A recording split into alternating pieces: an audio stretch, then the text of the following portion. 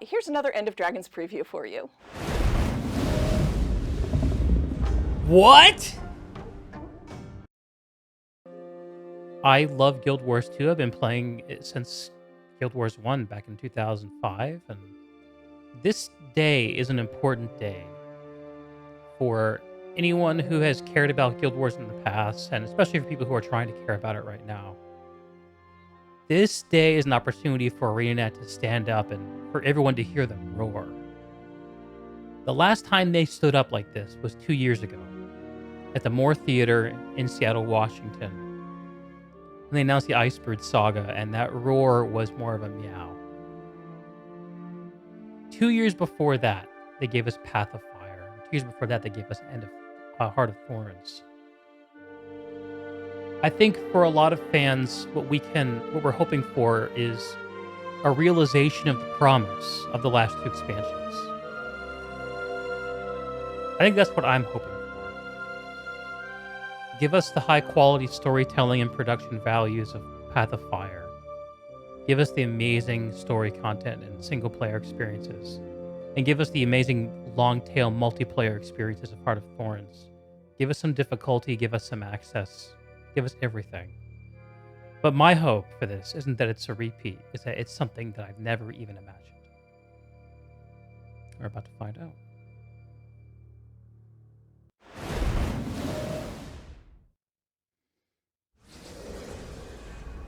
This land, it's a monument to mortal resilience.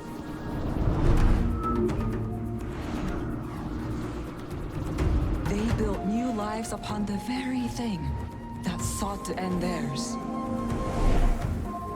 Mortals are little flames, brilliant, hot, then gone. Those who face eternity easily forget what a lifetime means, what an ending means. You know it doesn't have to be this way. No, Cantha, it does. They need me.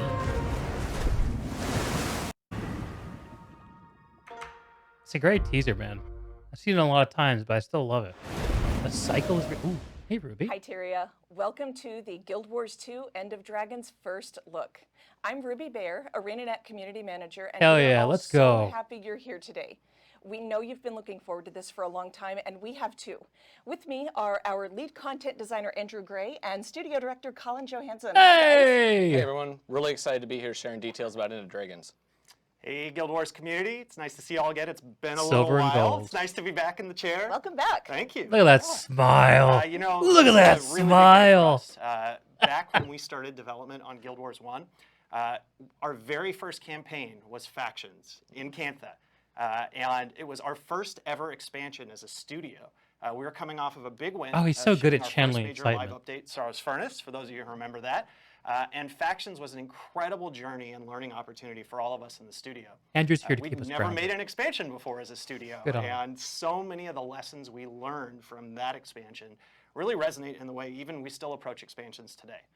It's been 15 years, doesn't feel like that long. It's been 15 years since we first visited Cantha in the Guild Wars franchise, and it's truly special for all of us to finally get a chance to go back there once more.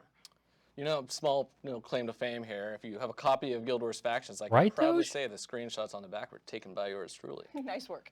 Oh, man. These old So in fans. addition to being the setting of our first ever These expansion, elder Cantha statesmen. was also home to the final story we told in Guild Wars.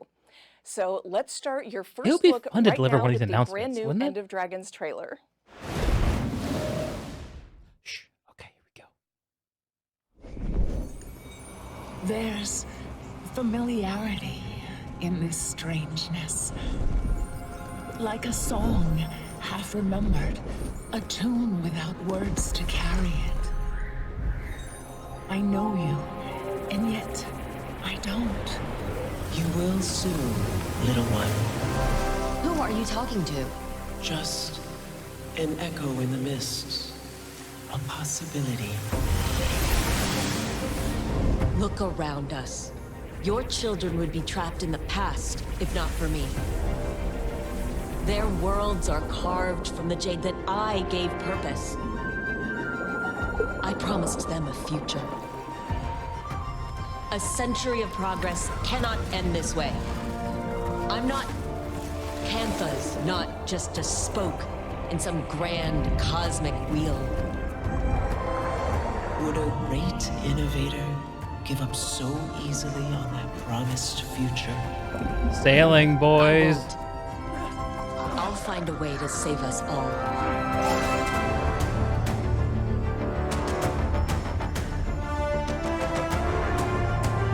Those fluffy ears.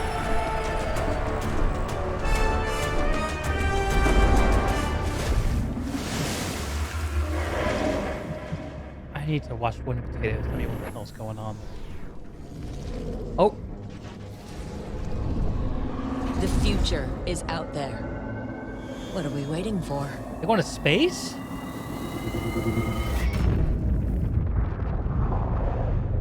I'm sorry, I should show.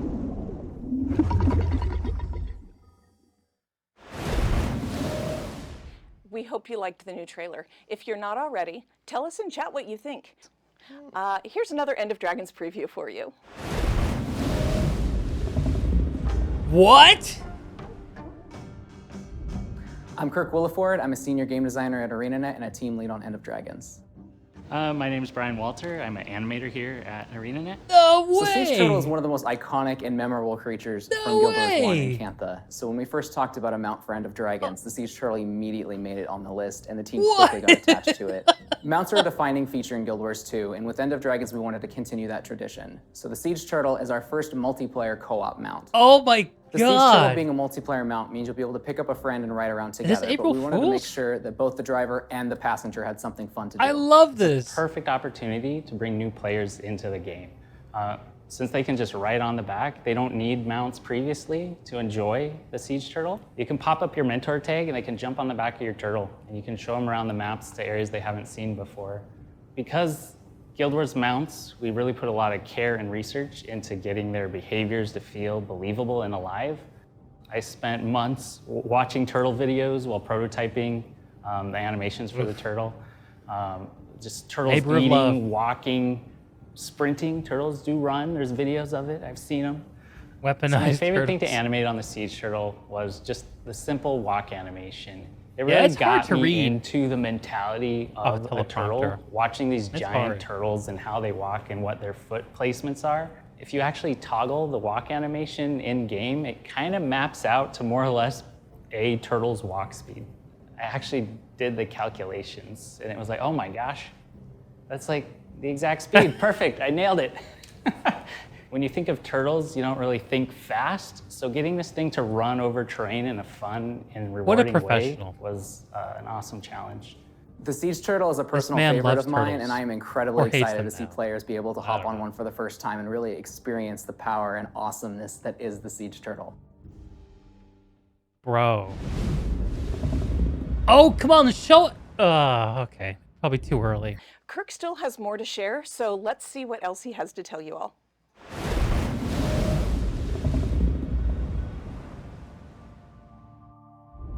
I'm Kirk Williford. I'm a senior game designer at ArenaNet, and I'm a Here it team is. lead on End of Dragons. We've been wanting to put fishing in Guild Wars 2 for as long as it's been around. It just always came down to finding the best time and place.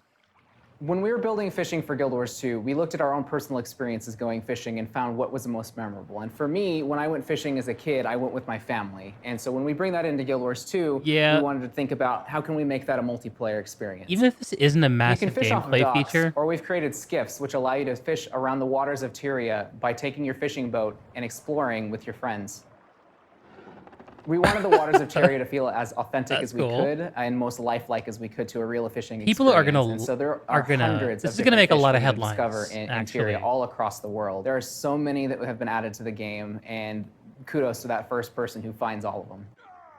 Including the common goldfish, as well as the most notorious catfish in Ascalon, Old Whiskers. End of Dragons has 5 new mastery tracks, including the Siege Turtle, Skiffs, and Fishing, each with their own levels of progression for players to discover as they explore Cantha. I'm most excited about the release of End of Dragons for players to really be able to come together and experience the world that So they we've can been sell us creating in skiff Cantha. skins. We've all wanted to go to Cantha for the longest time, and the team has done such a great job bringing it to life, and I just can't wait that's for players it. to see That's it. the answer. Not as good as mounts from a microtransaction perspective. But For our next look at End of Dragons, let's see some legendaries that will come with the expansion. Oh boy. Gen 3 legendaries. We need these in the game. I'm Chelsea Mills, and I'm a senior prop artist. In End of Dragons, we're introducing 16 new legendary weapons, all available on release day. An Arene sword. This set of legendaries is inspired by the Elder Dragon Arene, who plays a significant role in the End of Dragons story. From an art perspective, we wanted the legendaries to show Arene's journey with the commander, from the first time you meet her as an adorable little hatchling, to now all grown up as our own Elder Dragon. The precursors represent baby Arene, while the legendaries represent adult Arene. Arene is one of my favorite characters, and I'm so happy that we got to create a legendary set based on her. I can't wait to see players running around in-game with the legendaries. Hang on, each legendary looks the same? Hi, I'm Rina Hoshino. I'm voicing Kunavang, and I'm so excited that you guys get to be reacquainted with her. These 16 new Arene-style legendaries are all going to be available on End of Dragons launch day. And if you want a head start, you can earn a voucher for one of the precursors Chelsea talked about. I want to with be the current excited about Return this, to but Living I'm World feeling a little achievements. grumbly. And we'll talk a little more about that later. It feels a I'm pumped little to get these Black globes. Lion I need skin. them. I'm Arene's champion. Like, I Like, should have to me. legendaries that make me look the part. I'm Arene's champion. These weapons are going to have to That's fucking debatable. pop. So next up, here's Cameron Rich to talk about strike missions Hey! and encounters. There. What's up, Cameron? Hi, I am Cameron Rich. I'm a senior game designer here at ArenaNet, and I act as the lead for the Encounters team. Came dressed For to End of impress. Dragon Strike missions, we're taking some epic encounters from the story of End of Dragons, and we're creating really awesome, challenging 10-man versions of those encounters for you to enjoy. For End of Dragon Strike missions, we're doing something new in that we're adding challenge mode difficulty to each strike mission to release with End of Dragons. These challenge modes will be enabled shortly after launch, and they are designed to give our hardcore players, our existing raiders, something to really sink their teeth into. In addition to the challenge modes, we're also going to be revamping our reward system for strike missions to simplify and standardize them across the game. With End of Dragons creatures and combatants, we're taking a little bit of a different approach with design. One of the common problems that we're trying to address is coming across a creature that's of a high rank that feels like it just has a bunch more health and a bunch more damage. So instead, this time around, you'll see creatures unlock new abilities as they increase in rank. So if you find a creature on the field that's a veteran, it might be using one set of skills. And if you come across it again and it's an elite or a champion, it'll have unlocked some new skills along the way. That is a will hard, hopefully test you and your hard strengths and as a wide player. design problem. I am really, really excited Design for fans challenge. to get their hands on the strike missions for End of Dragons because there's a lot of surprises that we've Strikes been able to could do put a into lot, the man. design. Lots of opportunity to work together with your friends to overcome some really epic bosses. All right, I love Cameron. Strikes. I'm ready to be impressed by those strikes. Hi, my name's EK. I play Gorik, and as you know, he's the best. And I'm happy to be a part of the cast It's for true. End of Dragons. Gorik is the best. Looking forward to it. And it just sounded good. We know how many of you are looking forward to taking on some new challenges, and we can't wait to see you tackle these new encounters. You'll find additional challenge modes and improved rewards. What you just saw was a sneak peek at some of the maps for the strike missions. We can't show you the bosses or the fights quite yet, as it would be a huge story spoiler, so we look forward to when you discover them in the expansion. And when you can expect challenge mode to live up to the name. Cam and his team are doing an amazing job creating diverse, challenging Listen content. up, Raiders. All of the fights are a ton of fun. They're probably some of my favorite things in the expansion. They are super good. Cam We're is also super going to meet some talented, familiar enemies from Guild Wars factions, I believe- like Naga, Kappa, and Wallows, all updated for Guild Wars 2. Reimagining these familiar armies in Guild Wars 2 was an exciting challenge, and I'm super pleased with the results. The team is also revisiting how we work at scaling creatures. So instead of just getting a bunch of health, they actually get I'm new gonna have to abilities think as some they more about a evolve. lot of this stuff, Nice. So, Sorry. Andrew, Continue, why don't you please. tell us who we're going to hear from next? You're gonna.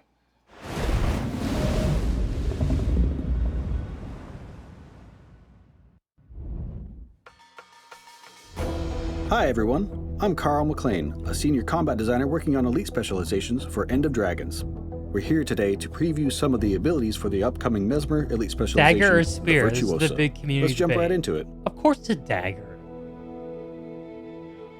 Who the hell thought it was a spear? To begin, let's briefly cover the profession mechanic changes. From the start, you will no longer have access to clones. Instead of creating clones, the Virtuoso will stock a blade on themselves for use with their blade song profession abilities. Phantasms will still initialize, but will stock a blade instead of creating a clone when they finish with their action. We'll have some brief demonstrations of different ways to gain blades during this Look at those preview. shades. Now, let's go look at the Virtuoso's weapon, the dagger. And finally, 1,000 Cuts as your elite skill is a fire and forget line-based damaging ability that requires foes to stay in its narrow path for full effectiveness. So there you have each of the abilities that the Virtuoso can harness for the expansion. We'll cover the traits another time. We're excited to see how the daggers fly when you get your hands on this burly elite specialization. I've been Carl McLean, and on behalf of ArenaNet and the Skills team, thank you, and we'll see you again soon. It looks cool. Andrew has headed back to keep working on End of Dragons for all of you. Colin has rejoined me, and Josh Davis, our head of live operations, is here as well. Thanks, Ruby. Hello, everybody. It's been a minute. It's great to be back at the studio again, just in time to crash this live stream, and I couldn't help myself. Thank you for crashing. Welcome back. Thank you. So how about the Virtuoso? Yeah, so like Andrew mentioned before, we've broken a lot of our pre-existing design constraints and rules around elite specializations with End of Dragons, which I think is going to be pretty interesting overall. Yeah. I think the fact that the Virtuoso doesn't have a clone mechanic, which has been a staple of Mesmer gameplay since release, is a bit of a testament to this. For me, Virtuoso feels like an entirely new profession, and I think you're going to see a similar design breaking approach rules with all of the other elite specializations. Well, maybe what they're talking about is removing We things. can't wait to tell you more from about core those elite designs specializations when they throughout add the rest things of for elites. 2021, along Which with is good. other End of It's Dragons healthy. features that we mentioned today, like those other 2 mastery tracks. We got off to a great start. We got to share so many things about the expansion. Colin, you want to give us a quick recap? I would love to recap everything. 10 seconds. All right. So what have we heard about? Cantha region, we've got a storyline, mysterious Dragon Jade technology, creatures and masteries, new elite specializations, new strikes, each with their own challenge mode, a new Cantha guild hall, fishing and fishing boats, we're calling those skiffs, and 2-player mounts. This is the first time we're adding multiplayer mounts to Guild Wars 2. And one of the things I'm most excited about this expansion is it draws on some of the best elements and lessons from our previous 2 expansions.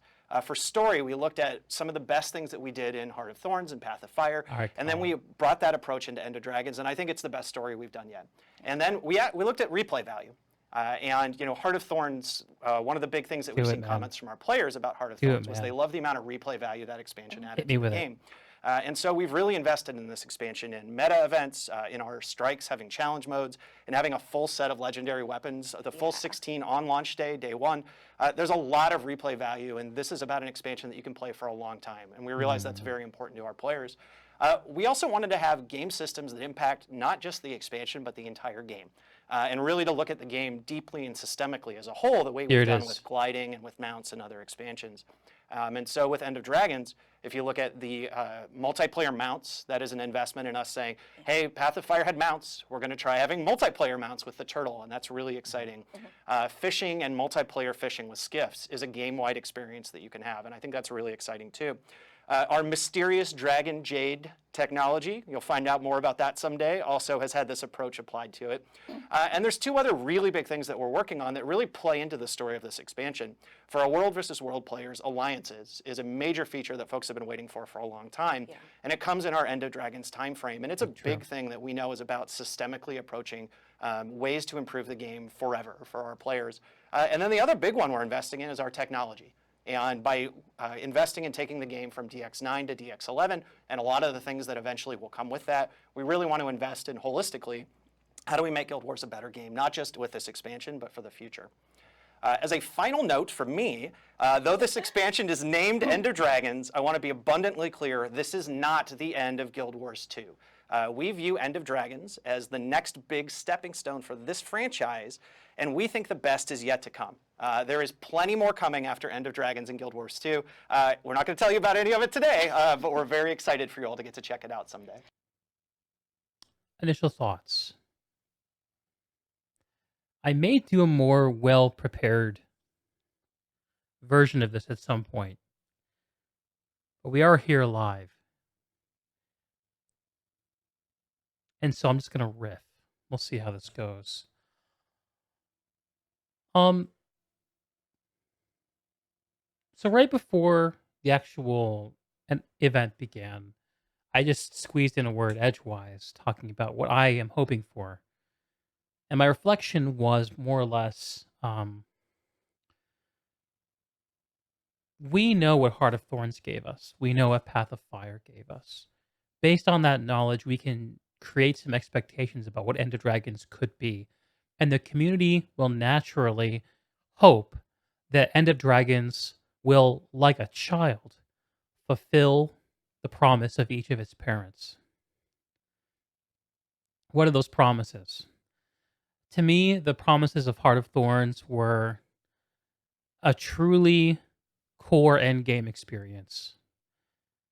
It had open world map design that was focused around, uh, at the time, difficult, repeatable events with plenty of long tail progression and rewards to earn. It had a mob design where the end game zones were treated as a place that was an escalation in difficulty from the rest of the game. And navigating around that open world, especially at the start before you had all the convenience of gliding, was quite challenging. The monsters really challenged you before they were nerfed. This is also the expansion that brought in many core systems that are important to Guild Wars 2 to this day. The mastery system, which is the car that all horizontal progression rides in at this point. The ability to do quests and tell stories through collections was begun with Heart of Thorns. Heart of Thorns moved the story forward, but to say that it changed the way, I don't have a lot of thoughts with regard to the way that Heart of Thorns told a story. It was quite clipped and quite adventurous. It was kind of breakneck moving along through it. Heart of Thorns, the story was there to get you through the maps. The effect of the story was to get you through the maps and to get you doing the meta events, the repeatable stuff that core MMO players would want to do. The taste to get you into raids, which, by the way, we didn't hear one reference to today. I guess we heard it a reference to raiders, not raids. And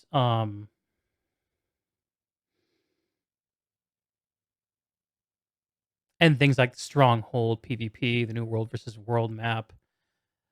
There was a lot of emphasis in Heart of Thorns on focusing on people who want to play the game every day. So that's one parent. Let's call that End of Dragons dad. Darkness, turtles. Yes, I'm going to talk about turtles. Absolutely. Path of Fire is kind of like the mom.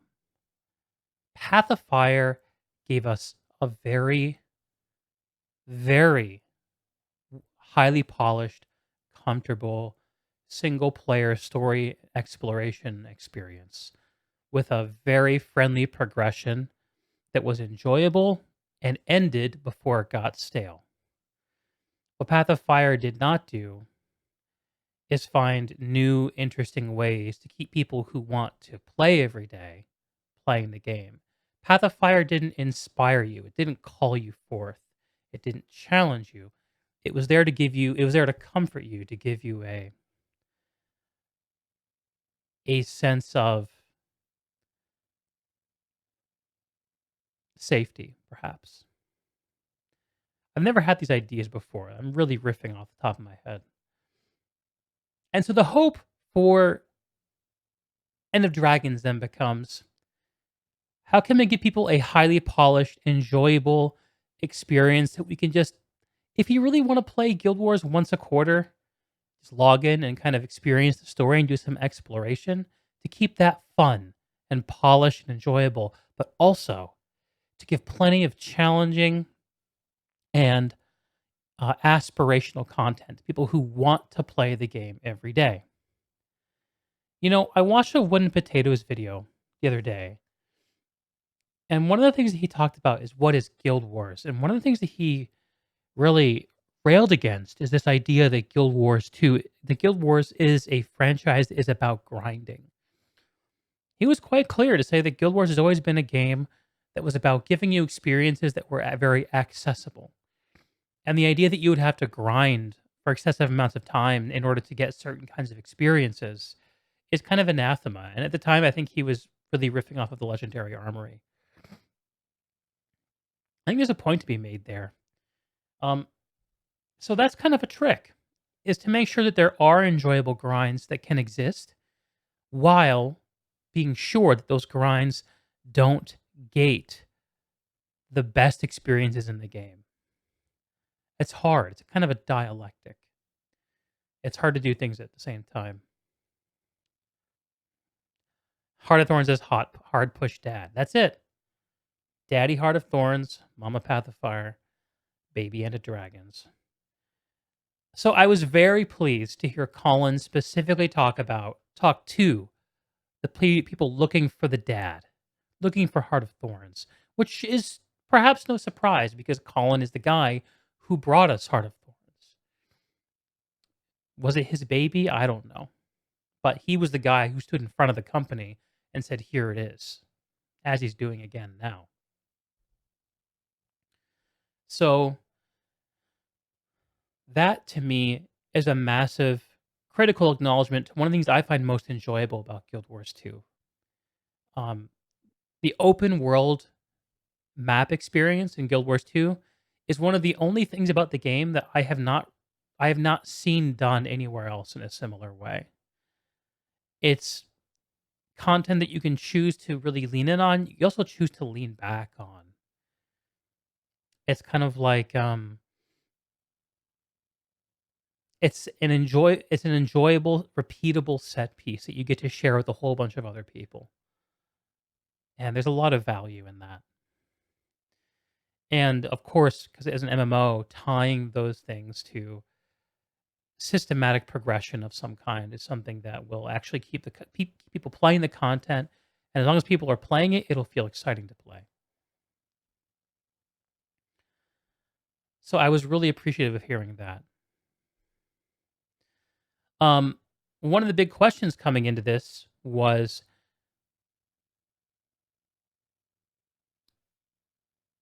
what's going to be the deal with mounts? And I still don't think we have a clear answer on that. If you're a veteran player and you already have the mounts unlocked, I think that there's no need to worry at this point. Mounts will be usable in Cantha. Sky Scale was mentioned.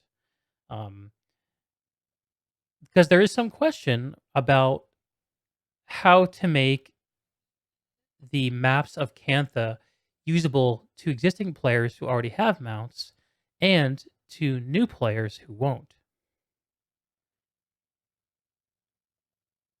I'm really hoping that we're gonna hear more about that, because one of the things I would hate to see is a real compromise in map design in order to serve both of those needs. It doesn't serve either one very well.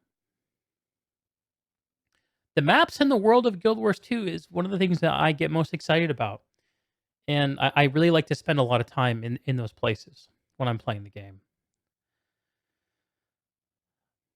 So yeah, there's that. Now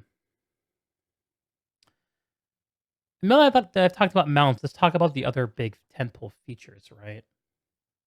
Or siege turtles. I cannot believe we're getting siege turtles, man. That is a riot. Where are they? There's Fishing. There's Cam. Oh, this guy. This is Brian, and this is the guy. The I watch animations of turtles for 6 months guy.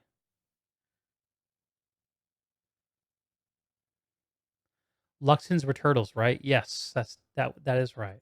Kurziks were the creepy petrified forest goths.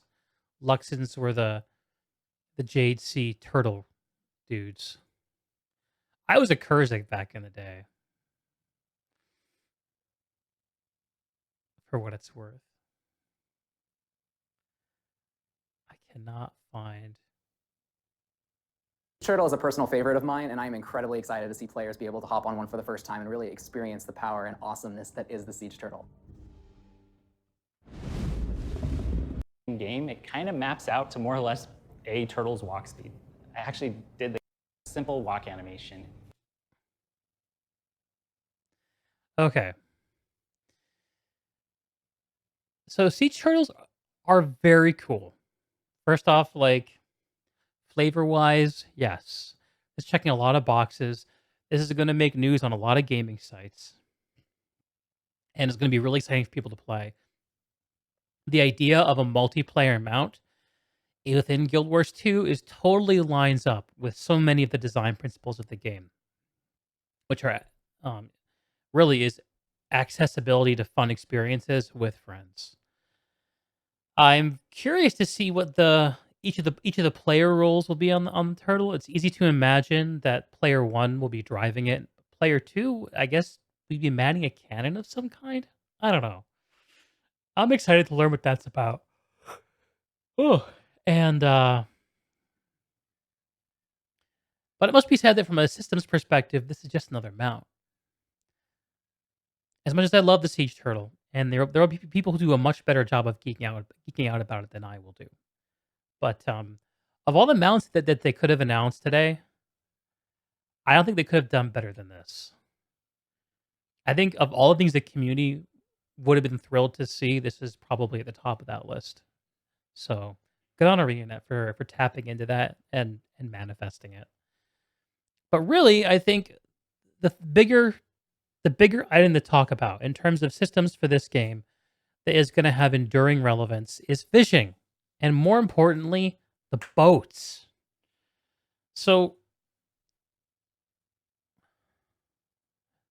hello, lady. Where is the fishing? I need some fishing. Here we go. Oh, I just had it and lost it.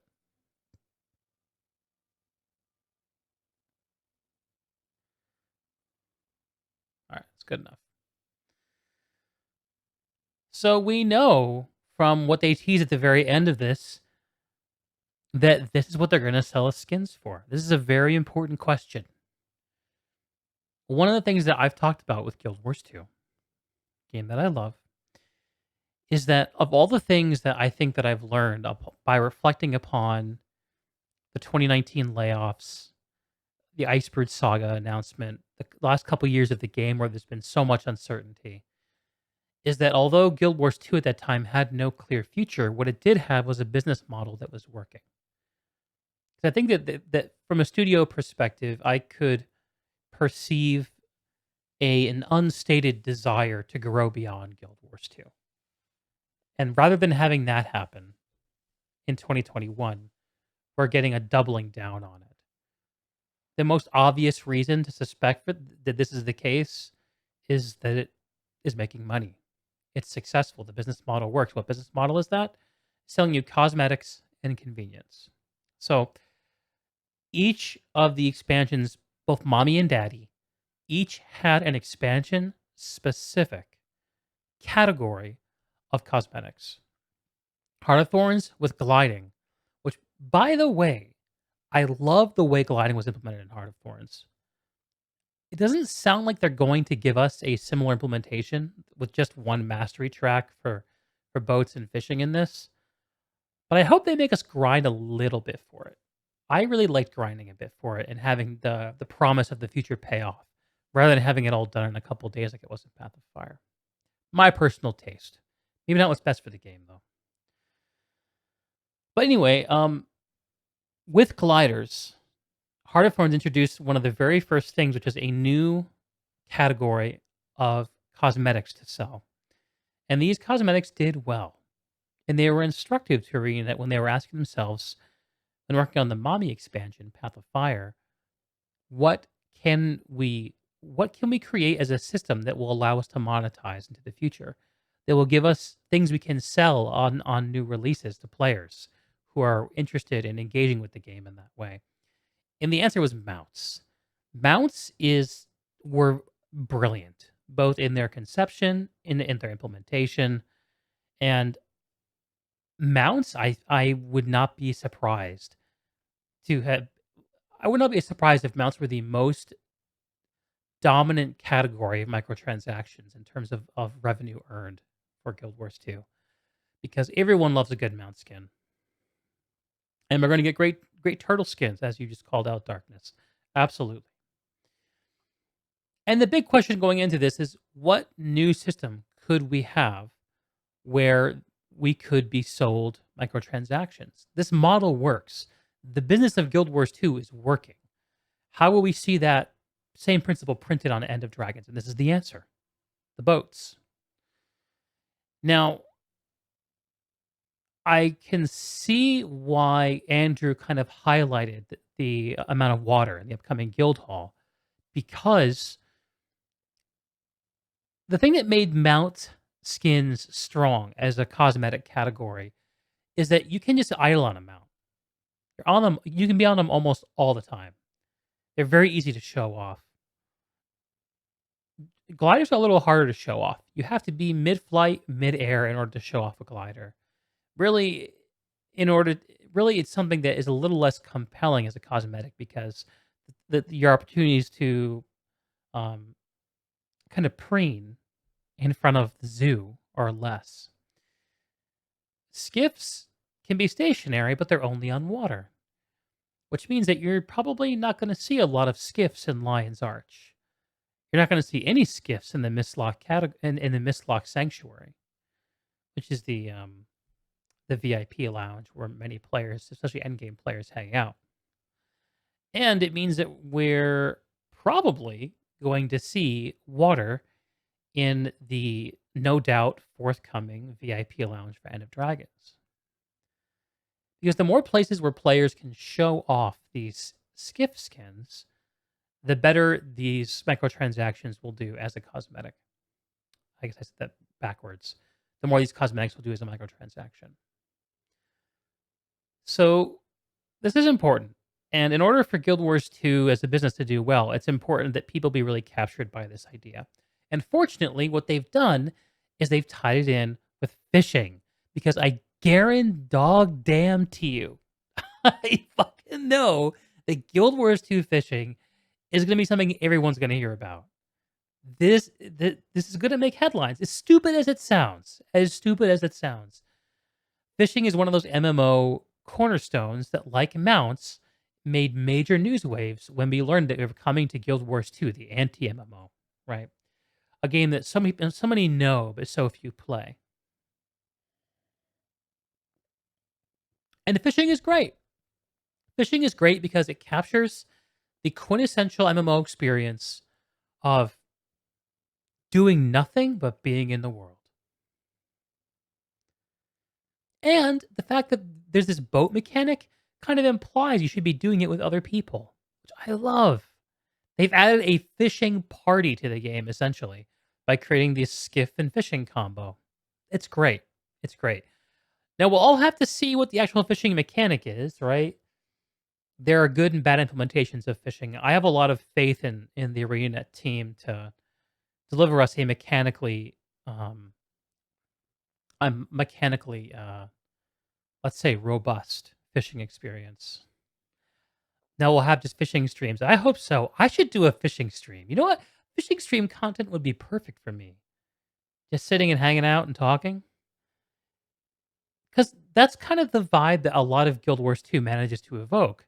Even like with the open world experience, yeah, you're moving around all the time, but by the time you put a couple thousand hours into the game, moving around and using your abilities doesn't require a lot of attention. You can put your attention elsewhere on the stream or on a YouTube video, which I commonly do. Podcast. A Deeg podcast, perhaps. And that's great. Just hope it's not a catfish. Why not, Darkness? You have something against catfish?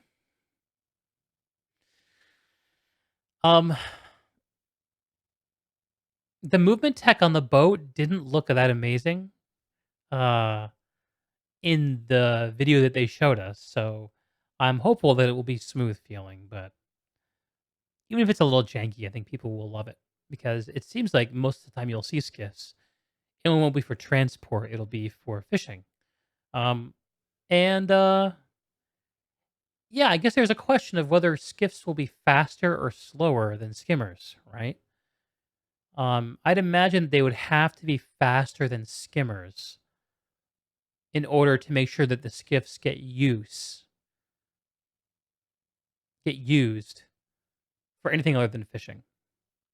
So I would be it would be to Raina's benefit if they move faster than skimmers. So they became the new best way to move on top of water. And they gave skimmers the ability to dive underwater, so they already have their kind of unique domain. Faster or just same speed? I don't know. I think that they got to be faster. Here's a question: like, let's say you have a meta event on the middle of an island, like on a tiny island in the middle of a lake, like a big boss you got to fight. Say you're on the Jade Sea, right? And the Jade Sea is melting. And there's a tiny jade island in the middle with some boss you got to fight at the end of this meta event chain. And everyone from all around the shores of this jade lake are coming in and converging on this boss. Do you want to see a whole bunch of skimmers, or do you want to see a whole bunch of skiffs converging? If you want to see skiffs, you got to make them faster than skimmers, or in some way more reliable. Like maybe the water has sharks in it, and sharks dismount skimmers, but they don't dismount skiffs. I don't know. That's a little contrived. Hopefully, we don't see that. Just a thought. Um, I have bought the Ultimate Edition for every expansion so far. I'll be doing that again, of course. I know I'm going to be playing this, so I'll be getting all the the pre-order skins and swag. But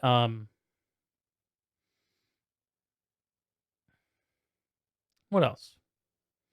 So I guess that's my piece on fishing and on the skiffs and on siege turtles. Okay, so let's talk about Cameron Riches. I want to call him Cameron Haynes for some reason. Why do I want to do that? Where are you, Cameron? There he is. So Cameron brought us the news about instanced PvE content. And it looks like it still strikes, which could be okay. Let's think about some takeaways from what was said. So, first off, he talked about strikes being versions of things that are happening in the main story. That's good. That's good. There's no reason that a strike or a dungeon needs to be some novel, different experience. I think it's cool when that happens, but it doesn't have to be.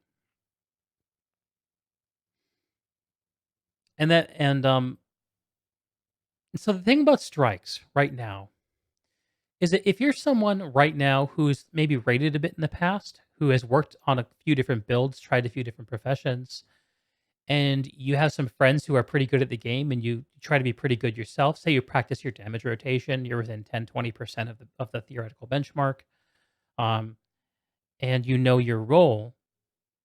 If you're one of those players and you look at strikes, you think, oh, look at those strike rewards. Look at how many of them there are.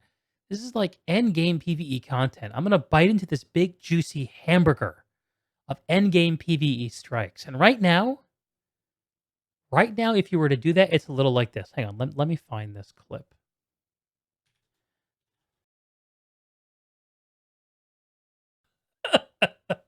I love that clip. Okay. You bite into strikes, what you get is turkey, a turkey burger. That's why they are right now. The question is whether Cameron and the team can turn future strikes into simple, great tasting beef hamburgers. That's what endgame PvE players want. They needed to fight back, give them a challenge, and Cameron said we're getting challenge modes on day one for all those strikes. So, will they be Ron's burgers, or will they be, what's the name of the other character? Chris. Chris's turkey burgers. That's the question.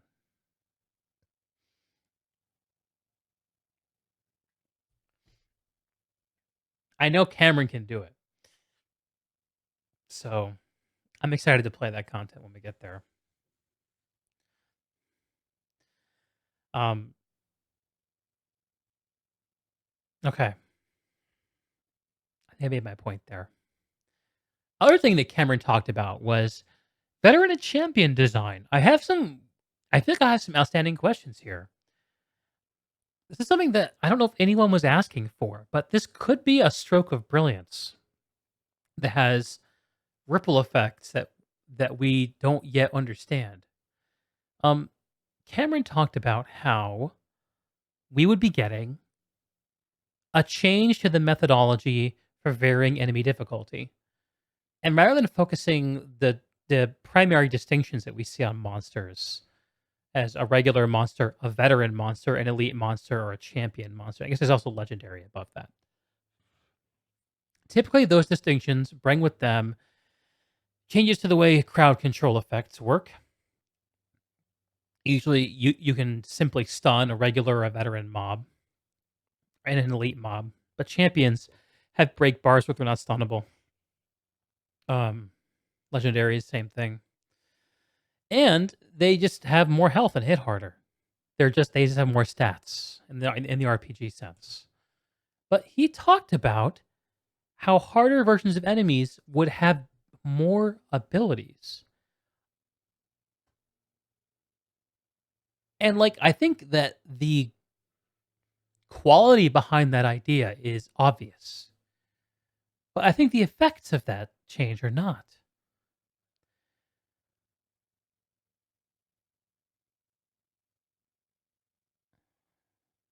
So like one way to approach this kind of a problem of trying to vary the types of abilities that monsters can use would be to simply have a simple template. Say you break down all mobs into healer types, caster types, or melee types. And for each of those types, you have a a veteran ability, an elite ability, a champion, and a champion ability. 3 abilities. And whenever you go up the ladder, you do increase health a little bit because otherwise it's not going to be scaled appropriately to people who are there. And you add on the ability of that level plus every single level below it. And if you're doing it in a templated fashion, then every single melee Naga, every single melee Tengu, every single melee whatever will have the same abilities, which is cool, but less impressive because it's still just like kind of like a template that you learn. But if they can actually meaningfully vary the abilities of NPCs across not just multiple domains of combat, but across multiple domains of lore and characters. Um, that is a huge, huge, huge job. This is one of the things I'm most curious about, that I feel the least certain about how it will change the game. But it sounds pretty exciting. So, yeah, darkness. I'm gonna talk about that. I'm gonna talk about that. Actually, we're not that far from there. I only have a couple more things to say. Um, Guild halls were given some airtime. That's nice. Guild halls are one of these great features from Heart of Thorns, the Daddy expansion, and we're one of these systems that kind of, along with masteries and elite specs, were kind of given to us to say, here's the path forward for Guild Wars 2. But I think it's pretty safe to say that for most players, guild halls are not an important part of their Guild Wars experience. And one thing I didn't hear today was any sort of a response to that.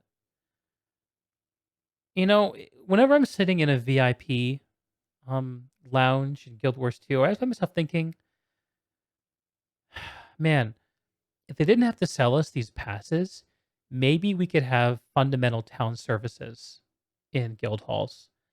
And we can have your login experience actually be logging at the guild hall with your guild.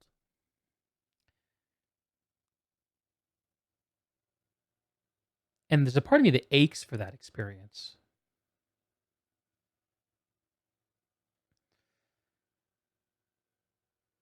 I mean, guild halls do still do really cool things. Um, they end up kind of becoming this kind of sandboxy playground. People who want to build stuff with decorations. And that is a very, very cool application of it. But I wish there was more there because it is such a good idea and such a robust system that it seems like this simple addition of a few critical things that would make it part of people's not just a place where people go to get, like, say, the daily gathering, but a place where people idle.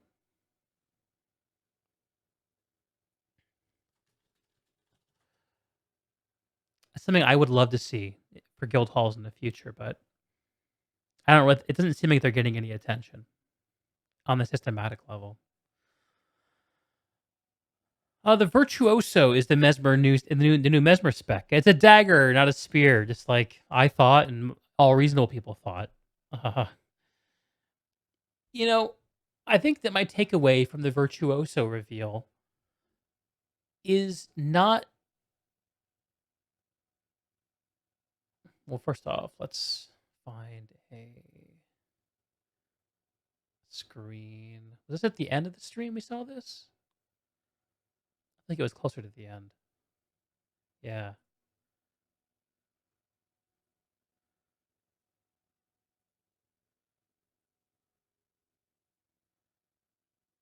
Strike an enemy during this ability. I'll just let this play while I'm talking about it. So I don't have a lot to say about the theming of the elite spec. It looks kind of cool. One thing I will say is it doesn't give me the vibe of the power creep that previous elite specs have done. Mirage was the elite spec for Mesmers from Path of Fire, and it added the ability to keep casting while you're dodging, which is kind of crazy. Um, and before that, we had the Chronomancer, which gave us the ability to, which introduced Alacrity, which has become a necessary and planned for effect for all raiders, and all organized PVE for that matter, and had a cool rewind effect for your cooldowns and stuff like that. Again, adding on top of the existing class design of clone creation and destruction.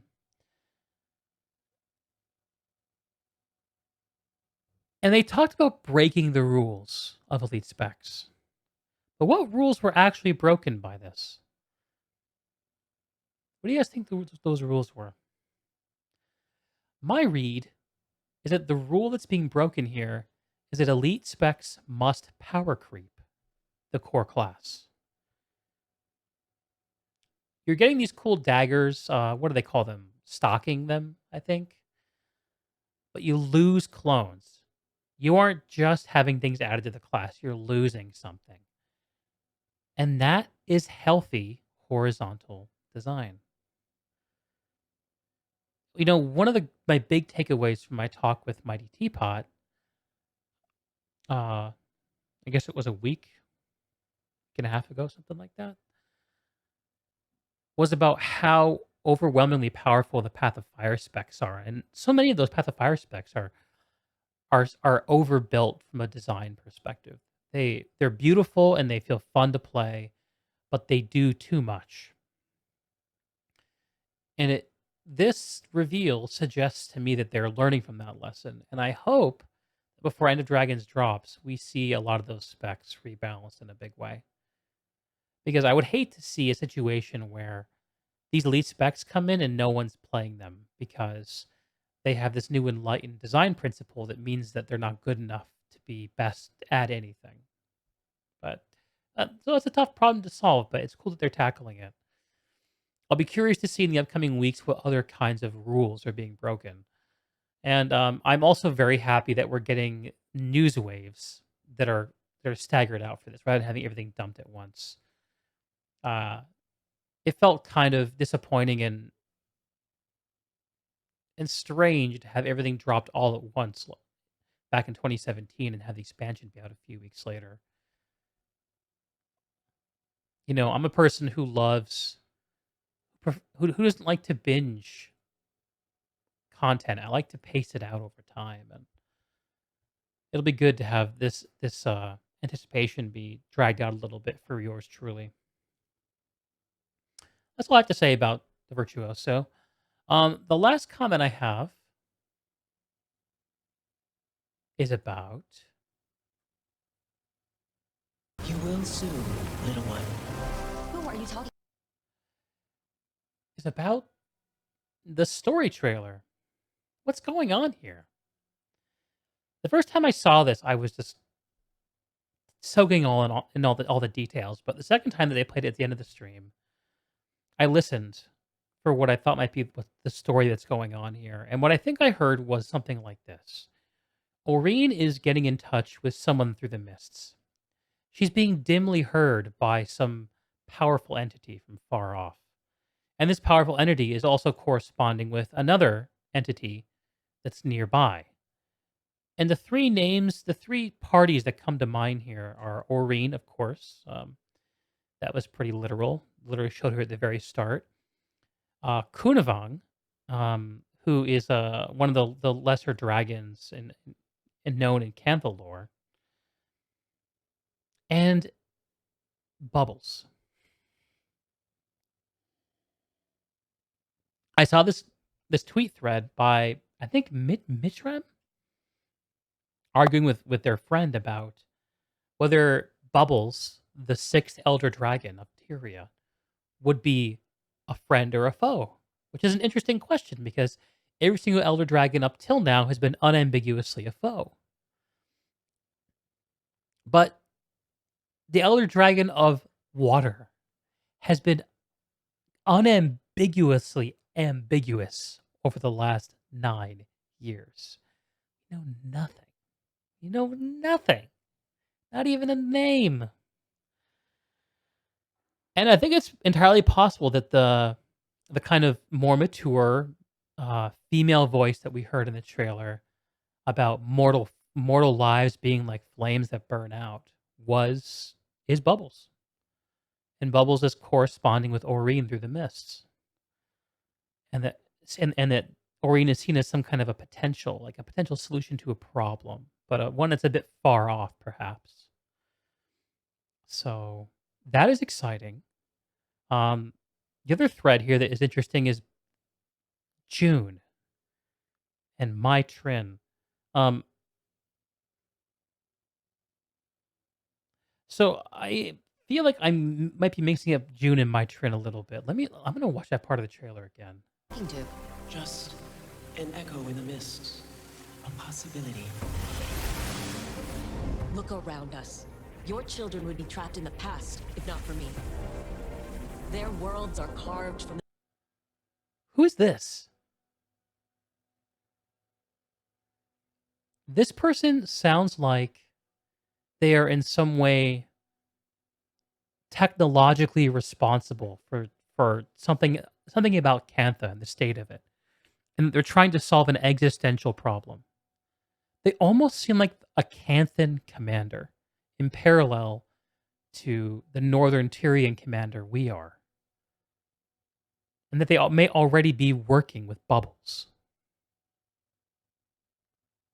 The jade that I gave purpose. I promised them a future. A century of progress cannot end this way. I'm not... Cantha's not just a spoke in some grand cosmic wheel. Would a great innovator give up so easily on that promised future?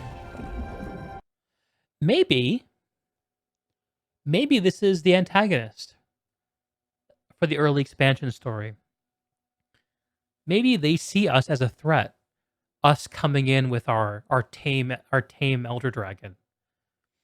And maybe there's this person who's already been trying to solve the problem of magic and elder dragons in Tyria in cooperation with Bubbles for some time.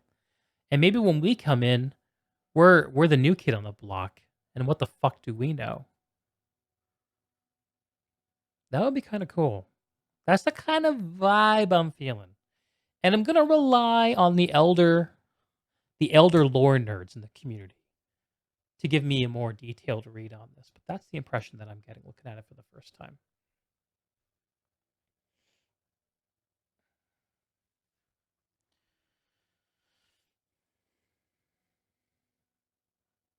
Last but not least, what was not said?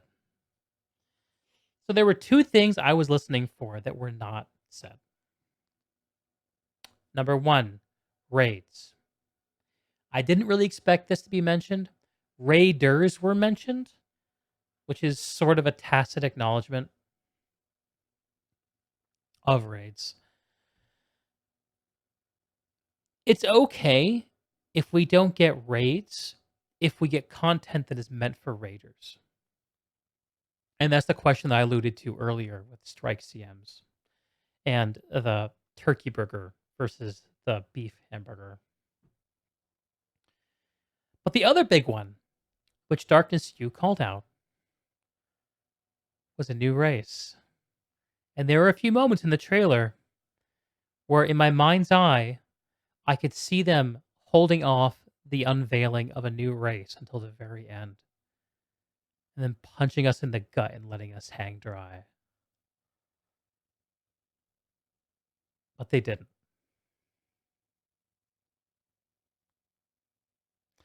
And alongside the failure of failure is not a good word for it. Alongside the that hope not manifesting of a new race is also any discussion about how new players get into the game. I think right now that the new player experience, oh, and I hate that. I hate those three words put together. For Guild Wars 2 is a bit fraught.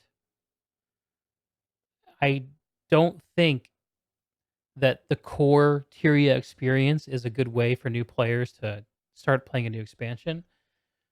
And I really don't think that new players boosting straight to 80 in the Silver Waste is a good way to do it. Maybe it takes you to Lion's Arch now. I don't know. But Guild Wars 2, in order to get people to love its content, is in need of a new player of an accelerated new player experience that walks players through the things that they're going to need to do in order to enjoy the game. Grouping up, dodging, breaking bars, understanding what abilities do.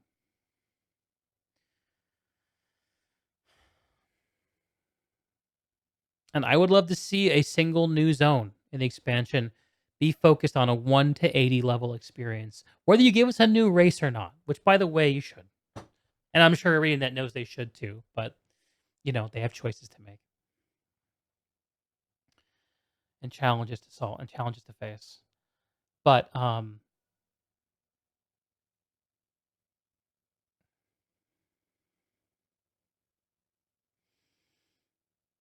think the hardest thing about a new player with Guild Wars 2 is understanding what people love about it and what people do at the end game. But then again, that's a problem all live service games face, so perhaps I'm overestimating the relative weight of it. In any case, no new race, no new raids, but strike CMs and new content's always good. Okay. I think I've said everything I can think to say about this topic today. It was really good to hear from both Colin and Grouch and all the other folks on the team. Ruby, of course, who I'm sure put together much of this herself. We didn't hear from John Taylor, who is the game director for Guild Wars. I wonder if that will ever change. But Colin's back. His smile was infectious, and his enthusiasm. I don't know. What he was doing seemed like it would be very hard to fake. I think he really is excited. And Grouch came back. I don't know. Something about Grouch in that the way he showed up and spoke. Obviously, I mean, he's good at reading a teleprompter, so that's a skill, of course. But he has a very grounding sort of like, here's what we're doing. I really get the sense from Garage that he understands the way people play the game and what they want from it. Seems like a real gamer. And that's it, I guess. This was fun. I took the whole day off for this. What am I going to do with the rest of it? I don't know.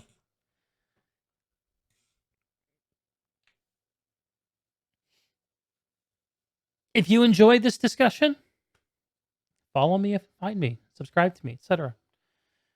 Twitch, Twitter, YouTube. I have a Patreon if you really love my stuff and want to appear behind the scenes. That's it. I love y'all, and I'm excited about Guild Wars 2, and I love these devs. And I hope I'll be able to bring you more from these developers in the coming days. Just have to see. Till then, I'm Deeg, and I am out.